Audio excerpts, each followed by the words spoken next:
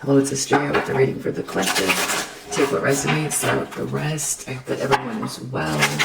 Watch out for scammers soliciting you for readings in the comment section. That's not me. Thank you for all of your kindness, your positive energy, your likes, your subscribes. I really appreciate you all. Wow. It's a big moment in time. Evolution, Ace of Cups. Big changes, big shifts, big transitions. What does the collective need to know? Knight of Cups. This is some sort of like romantic at heart, a congenial person, a warm energy, making an offer, romantic offer.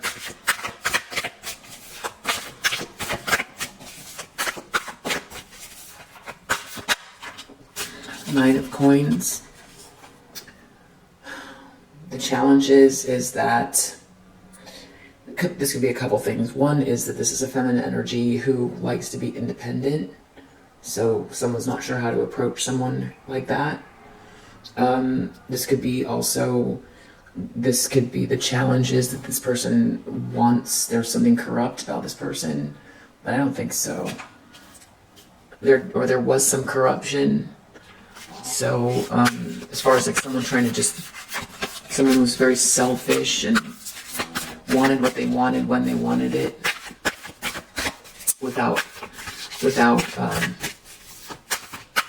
any care for who they hurt. Or Ten of Cups, Page of Coins reverse, both reversed. Not putting the investment in. Ten of Cups, no love, no sense of belonging, no happily ever after.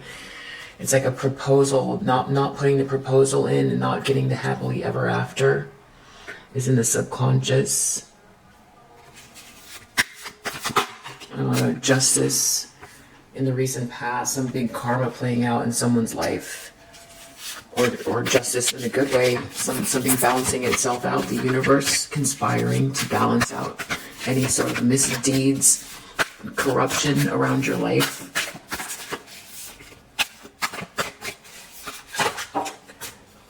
Something about this wants to come out. Okay. So we have the Seven of Cups. Someone's trying to figure out their options. They're trying to figure out their options. They're trying to take a step back. They're confused. Four of Swords. They need time to think.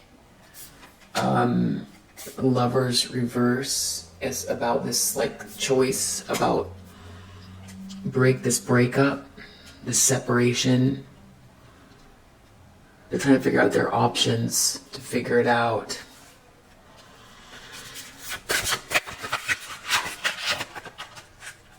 Something about an Empress reverse. We've got Death, Empress reverse, Nine of Swords, and we've got this Five of Swords, and we have this Magician reverse, and also this one's to come out, Ten of Swords. So wow, and moon reverse. So we've got some real nasty behavior coming up in the near future. We have an Empress in reverse, so this is a very codependent and draining feminine energy. Toxic femininity. Doesn't respect themselves, no self-love, just draining others, manipulative, all of that stuff. Lacking in self-respect, jealous, nagging, all of those things. With this Death card reverse, this is someone trying to stop an ending. This is a major arcana. This ending can't be stopped. They're trying to, though. This is coming from the universe. So we've got, how are they doing it? There could be someone here trying to get away from someone who's trying to stop them. With this Nine of Swords. This is like Nine of Swords reverse, trying to get out of a nightmare, or it's this Empress in reverse. For them, it's a nightmare, this death. They want to stop this ending, and it's a nightmare. I got this Five of Swords. This has to do with wanting to win at all costs. This is a bully. This is someone who's very, very aggressive. And then what's worse is we have Magician reverse. So this is someone who's very dark as well. who uses lower vibrational energy to manifest. And then we also got 10 of Swords. This is like total ruin and defeat. This is a complete ending. This is a painful ending. It's over.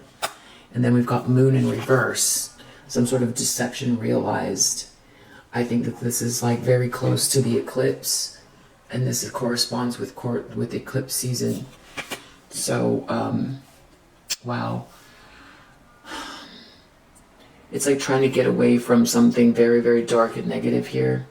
And someone trying to fight back in a really, really, really shifty, the lowest of low way. This is someone who's, and because of it, whatever they're doing, it's like everything just starts coming out.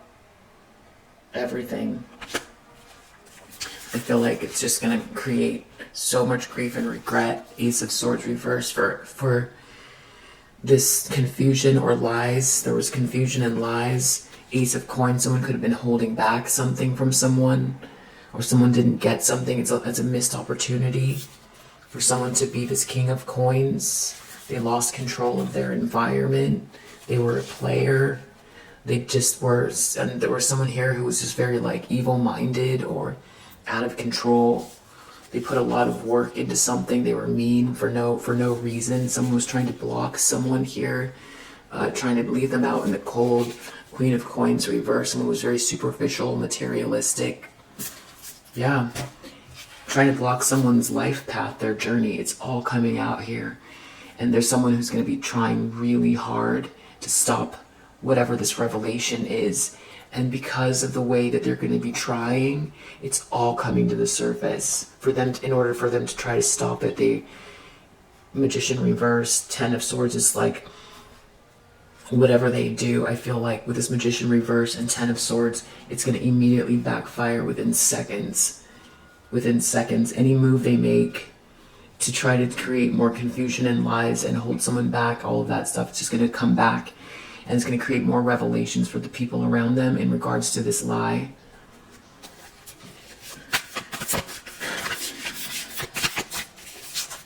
Justice has already started playing out. Someone wants to take this leap of faith here. They don't want to be rejected. They want to be open to this love. There's someone here they're looking at that's they're done looking inwards and spending time alone, or this is someone who wants to be open to what the universe has to offer, this abundance. 3 of Wands, it has to do with their ships coming in. This is like having a vision, having an idea, getting bold, being courageous, making a choice, taking the steps, planning it out, doing all of it, taking every step, and then waiting for the ships to come in. This feels like, you know, I love that this card looks so vintage, like these old ships, old-fashioned ships, and then you can see the sunrise over this person's head, and it just makes me feel like someone's halo, which just feels very just like a spiritual download. So this person, it tells me this person's on their journey that's meant for them. It's their North Node. So someone here wants to go towards their North Node.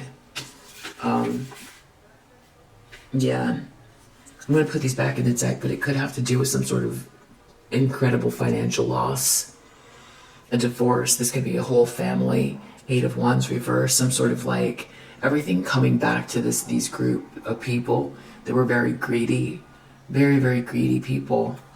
Everything's coming back like quick. It's going to happen really fast. 8 of Wands reverse. Look at the Wands heading right back towards this group. In the environment, Chariot reversed. There's this whole group of people who seem to have lost control. Yeah, lost control of the environment, and it's very clear. Wow. The environment itself is out of control. 3 of Coins, someone's trying to think about cooperation and building something with someone. They want to work with someone. I feel like they feel romantic towards someone they want to work with.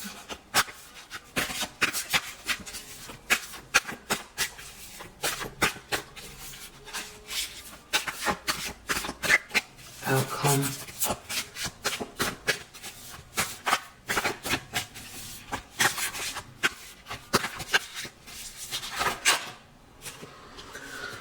Wow, Three of Cups, the Moon.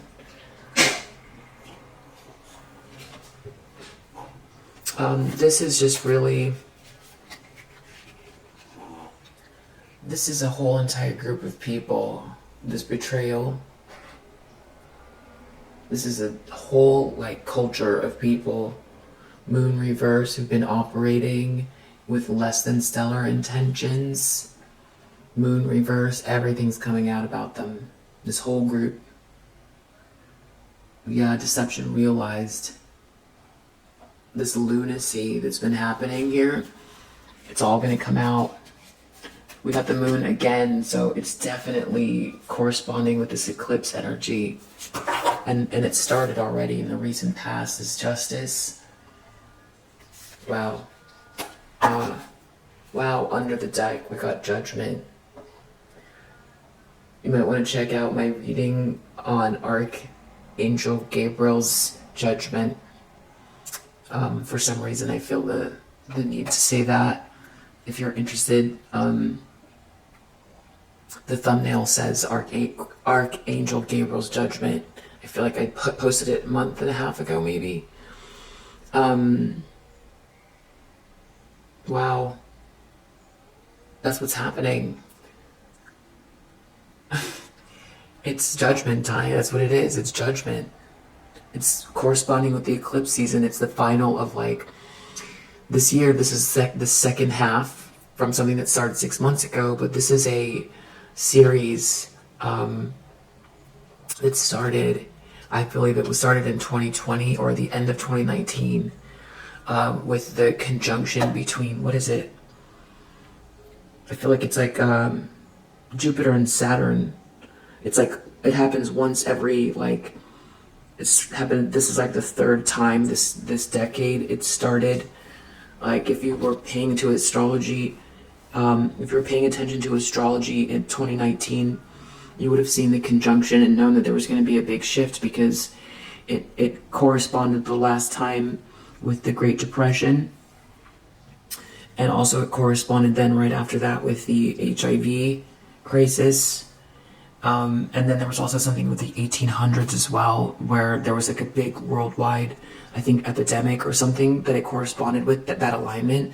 And then also Pluto, a Pluto return for the United States was on the way, which we're in the middle of now. And then we have, like, Uranus in Taurus, which is all about shaking up financial markets and things like that. And right now we're on the Taurus-Scorpio axis. So this is like a 3-year cycle that's been playing out. So what was very karmic, very, very karmic. And this is like an awakening. This is a chance also for ascension as well. It's a reckoning. It's a reckoning and an awakening based on a series of choices, and whether or not someone woke up, or if they want to wake up now. But also it has to do with someone's own personal assessment of the type of mark they've left on the planet and the meaning of their life. It's pretty heavy. I just want to look and see what that alignment was, because I feel like I'm missing the planets. Okay, it's gonna be tough to summarize, because there was a lot going on. But one of the main things it was. So I think this is what I was talking about. It's the Saturn-Pluto conjunction. It's a Saturn-Pluto conjunction that happened. It's right here. The Saturn-Pluto conjunction. This happened. It was exact. Pretty much between January 7th and January 22nd. That's the conjunction Saturn-Pluto in Capricorn, which is even more intense, because that has to do with, like, you know, it's rules and it's the status quo. Big shift. And And then on January 10th was a lunar eclipse. And right at the time, Uranus was going direct at 2 degrees in Taurus. So we know right now we're on the Taurus-Scorpio axis. So this was January 7th, 2020. And I think, like, if you're good at astrology or you're an astrologer, you know, I'm not an astrologer, but you knew, every astrologer knew this was huge. And then, yeah, so we had this January 10th eclipse, a lunar eclipse. It was just a series of 6 eclipses that were working together that started January 10th. This eclipse was, I believe this was in Cancer. And then right after that was, this was, the North and South nodes went into Gemini, and they were continuing until January 2022. Let's see, there was another few big ones I'm skipping over. I'm looking at the series of eclipses that happened. There was another lunar eclipse, June 5th, 2020. See, this is all of this stuff, this moon here, this is all from starting the end of December 2019. The way that I'm looking at it. We had this really huge solar eclipse. It was on the Aries point. The last time was in 1889.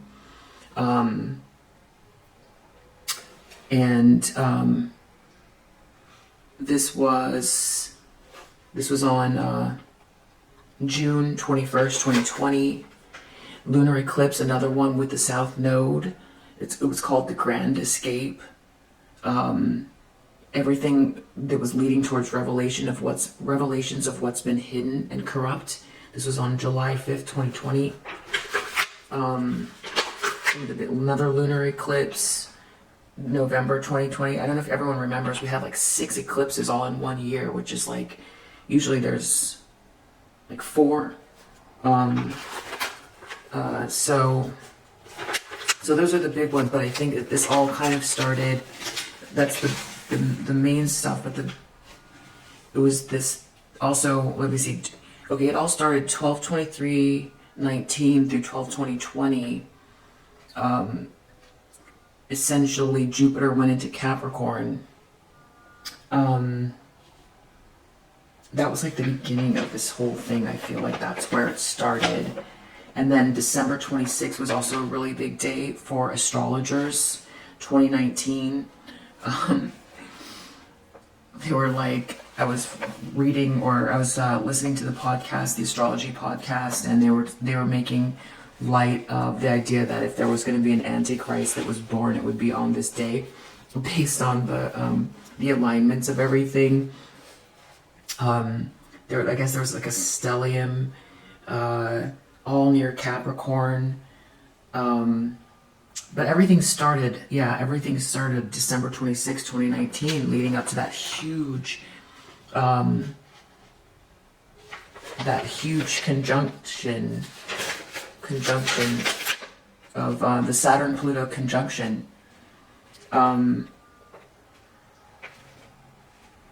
Plus a lunar eclipse that started.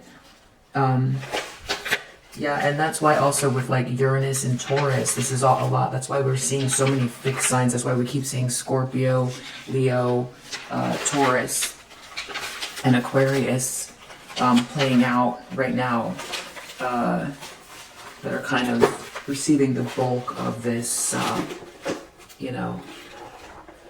this information, or I'm sorry, these shifts. So I had been kind of listening to a lot of astrologers too, but also if you guys are interested, this is a pretty good book, Astrology for Yourself. Anyway, I hope I didn't make too much of a mess out of that explanation. But yeah, let's see here. Saturn-Pluto conjunction that happened in January, like 2020. that everyone who followed astrology knew what that meant. They didn't know exactly what was going to happen, but they knew it was going to be a huge shift. But that's not what this is all about. There was the other things too, about like the series of eclipses and the Pluto transit.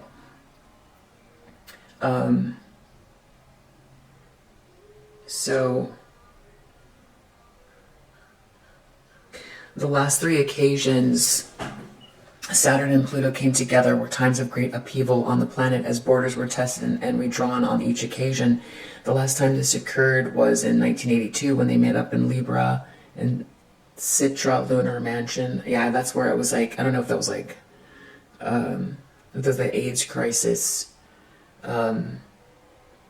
Anyway, if you resonate with this message, I hope that it helps. Oh yeah, here we go. So here's an article written in 2019. Take a deep breath. We're about to dive into the murky depths of the current zeitgeist, and it ain't pretty. As I said, in Astrology of 2019, Saturn-Pluto alignments have the potential to become your worst nightmare, but it doesn't have to be that way.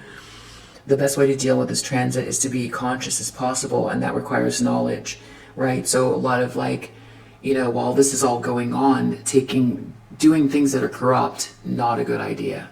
Not a good idea at all. But also just knowing that, like, just focusing on the self and trying to get through this is what is really the big thing.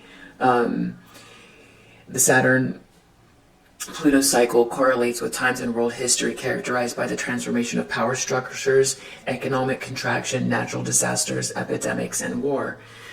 The most obvious synchronicities of historical events happen at the beginning of the cycle at the conjunction, and then at each hard angle with the squares and the oppositions at the peak. The whole cycle recurs every 33 to 38 years due to Pluto's elliptical orbit, with each cycle building on the events on the last. Each alignment within the cycle lasts about 2 years.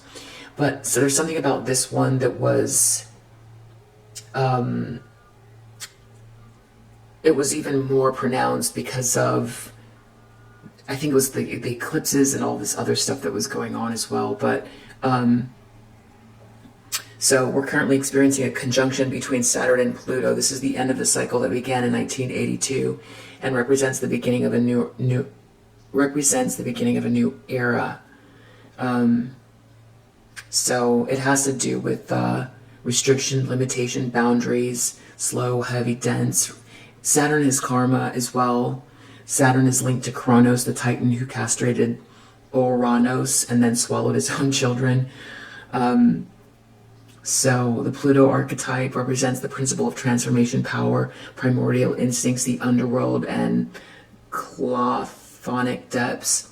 It's associated with mysteries, the occult, the collective shadow, and mass movements, taboos, secrecy, and depth psychology, as well as extreme elemental forces such as nuclear power and volcanoes.